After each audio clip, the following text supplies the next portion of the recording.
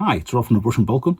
Today I'm going to be doing a tutorial on how to paint Necron Flayed Ones. If you'd like to support the channel, our Coffee and Patreon page is linked below. Now onto the video.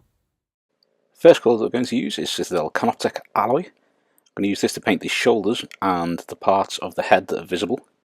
Well, this is ever so slightly lighter than the Runelord brass. This just gives those shinier parts that slightly lighter colour.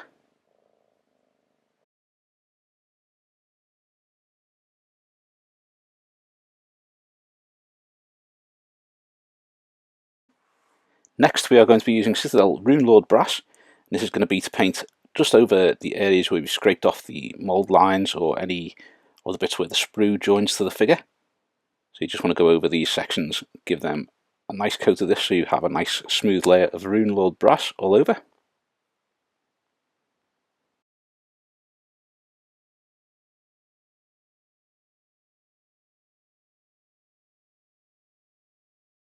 Now it's time for some Citadel Deepkin flesh. We're using this on the flaps of skin and body parts that are hanging from the miniature.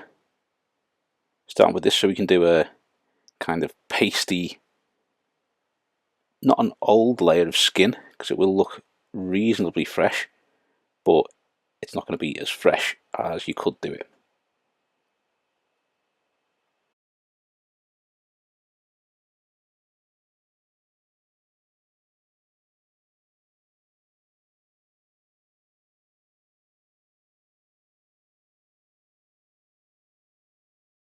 Now it's going to be Citadel Khorne Red, and we're going to paint the insides of all the flesh and all the open wounds with Khorne Red. Now, a lot of time I would use Mephiston Red for this. I'm going to do Khorne Red because it's kind of like a colour that you use for like the inside of wolf pelts on space wolves and things like that.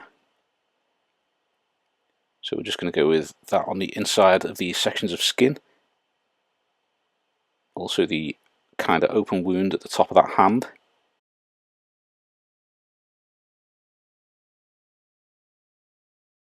Now it's time for some Citadel Contrast Black Templar. I'm going to use this to do all of the joints. So you've got like the knee joints, the elbow joints, parts of the hands, the spine going up the back there.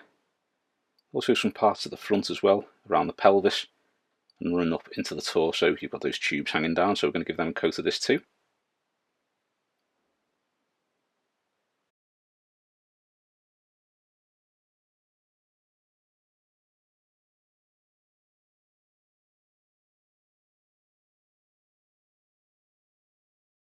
Now it's time for Citadel Iron Hand Steel. I'm going to use this to do the blades on his fingers.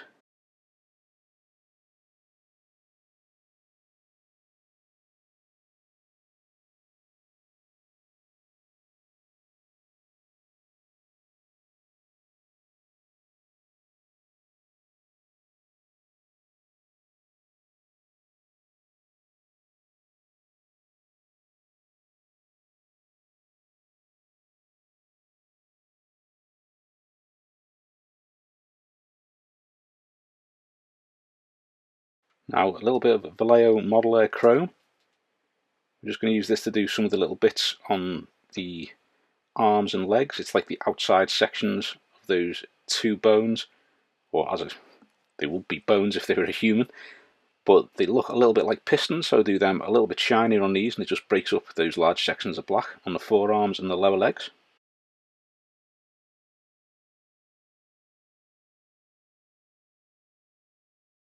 Now I'm going to use a little bit of Cryptek Armourshade Gloss, and this is to paint all of the bits that are painted with Runelord brass or Canoptek alloy. When you're putting this on, it's really cool because it sinks into all those recesses and it gives you that nice worn and weathered look because it's quite an uneven pigment when it dries out, but it does make them look really, really good, and it keeps that shine when you're painting them.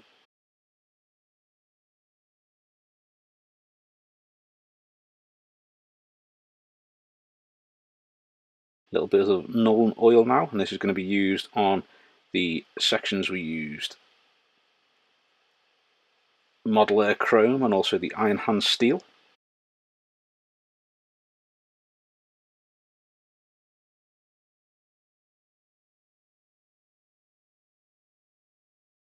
Now we're going for Citadel Reikland Fleshshade.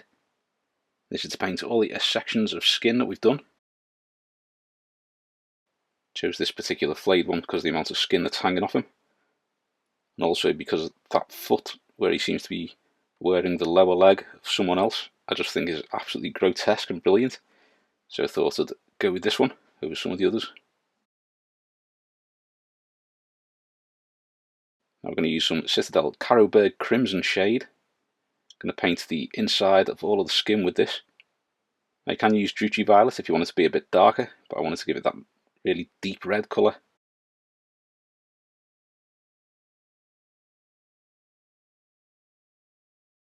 Like so. Now we're going to start doing the armour again, and we're starting with Citadel Runelord Brass. So we're going to start working on all of the Runelord Brass sections on this. So remember, you've done the shoulders and the head in Canoptek alloy, so you're doing all of the metallic parts, like the brassy parts, with this one, except for the head and the shoulders.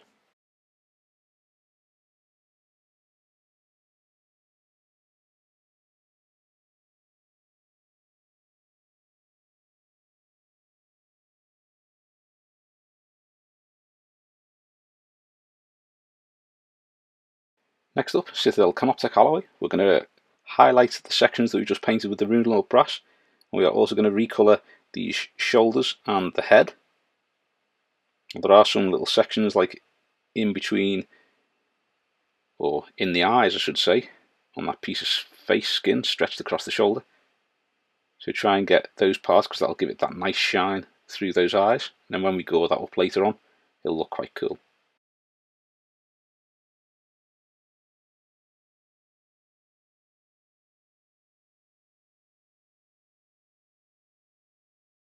Next up, Vallejo Model Air Chrome, mixed with a little bit of the Canoptek alloy just to give it that lighter, more obvious highlight. So we're doing this on all the edges and all the undersides to any of the battle damage that's on him, or any areas that you want to stand out particularly. You can use this to do those parts.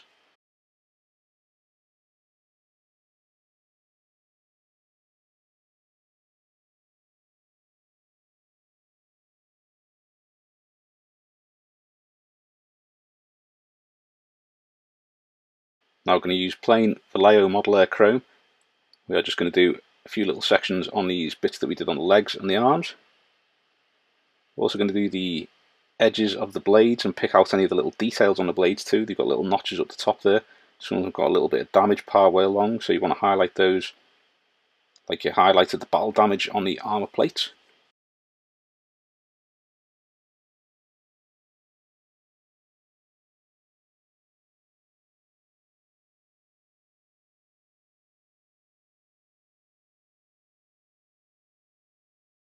I'm going to use some Vallejo German Grey. We're going to use this to highlight the black where we used the Citadel Black Templar earlier on.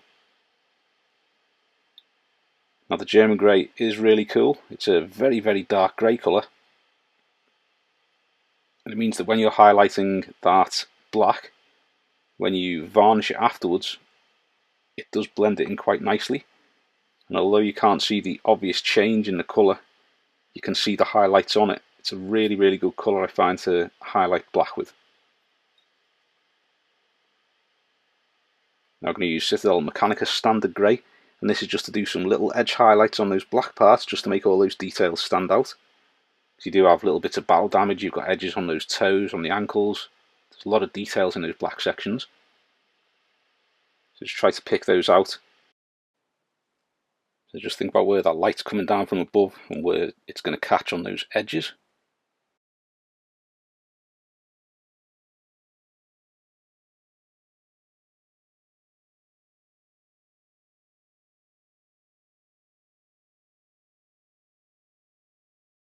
So next we're going to start working on the skin using Citadel Kislev Flesh. We are going to apply this to all of those ridges and then sort of like gently paint it in, like feather it into the recesses a little bit, so you're going to have the Reikland Fleshshade in those recesses, but this is going to go down and sort of merge with that shade so that you have the shade in the recesses slowly getting lighter and lighter until it gets to the crests on those skin where it's pulling tight over different parts of the Necron's torso and arms and that kind of thing.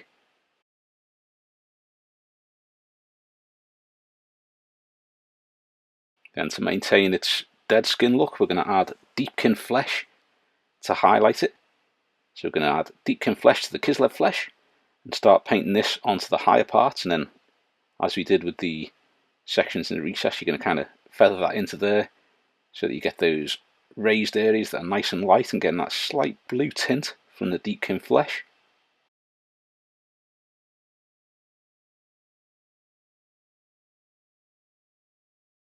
Considering the detail on these models, they are pretty quick to paint.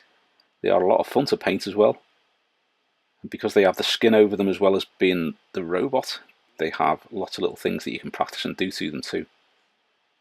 So again, adding Deepkin flesh to the previous mix, and we're just doing another highlight on that skin. Just do that slightly off camera so you can't see. Haha.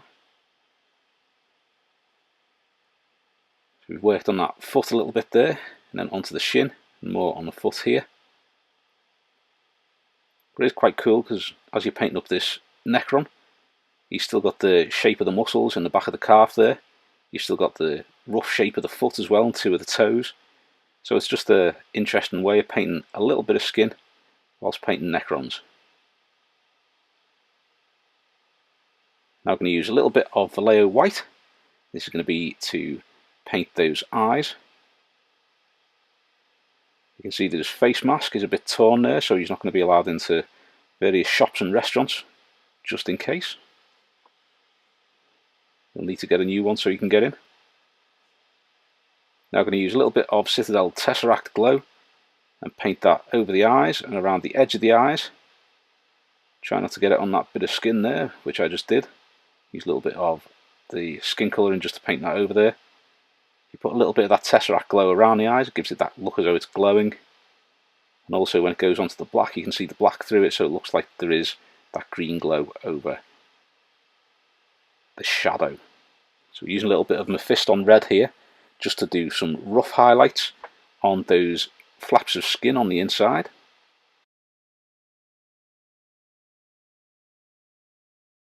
Now we are using a little bit of Citadel Blood for the Blood God.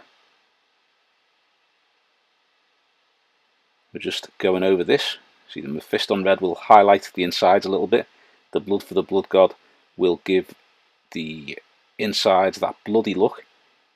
And then from there you want to do little trickles of blood where it's been dripping down his armour and running down his armour, just to give it that really kind of grotesque and horror look about it.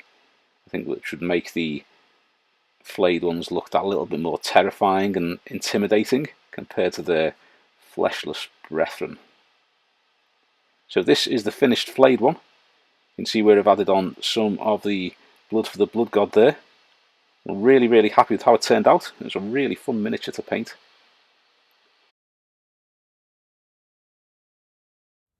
Thanks for watching. I hope you've enjoyed the video, and if you have, please give us a thumbs up and subscribe to the channel so you don't miss any future content. Also, think about subscribing to some of our other social media, linked below. Thanks very much. If you like the channel, you enjoy the content, and you'd like to support me, my Ko-fi and Patreon pages are linked below. Thanks very much.